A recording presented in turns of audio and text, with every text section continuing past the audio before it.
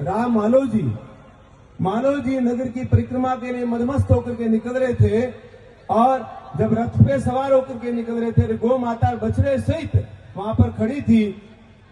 आवाज लगाई, गौ माता तो हट गई, लेकिन बछड़ा भोला भाला था, हटा नहीं और बछड़े के ऊपर से होकर पहिया निकल गया।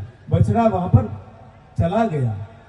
बछड़ा चला गया। आप हम सब जानते हैं कि जब गाय का बछड़ा चला जाता है तो गाय की क्या स्थिति होती है।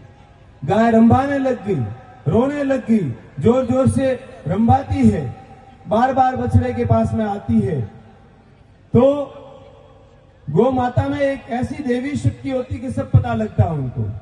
और कहते हैं कि मुंह से गौ माता जहां खड़ी थी वो राज दरबार का सामने वाला भाग था, जहां टंकोरी लगी हुई थी।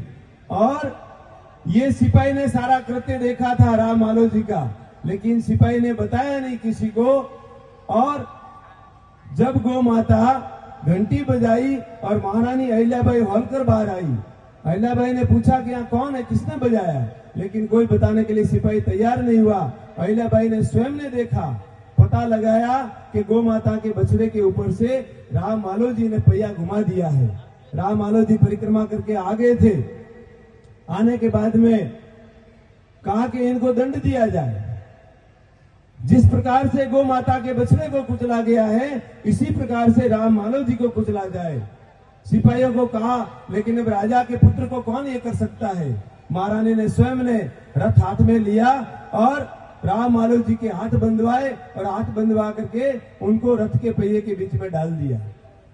जैसे ही रथ चलाने के लिए महारानी ने रवाना किया और गौ माता रोते हुए वापस गौ माता बीच में आ गई। यह है करुणा की प्रतिमूर्ति गौ माता। और गौ माता ने उस रथ को नहीं चलने दिया। गौ माता मानो ऐसा कह रही है कि जिस प्रकार से मेरे पुत्र को खोने का मुझे दर्द हो रहा है, कहीं चूंकि आपको इससे अधिक दर्द होगा आपके पुत्र को खोने का, इसलिए ऐसा न्याय मां आप मत कीजिए। और उस दिन से जब गौ माता आड़े हुई थी, उसी दिन से उस बाजार का नाम पड़ा आड़ा बाजार।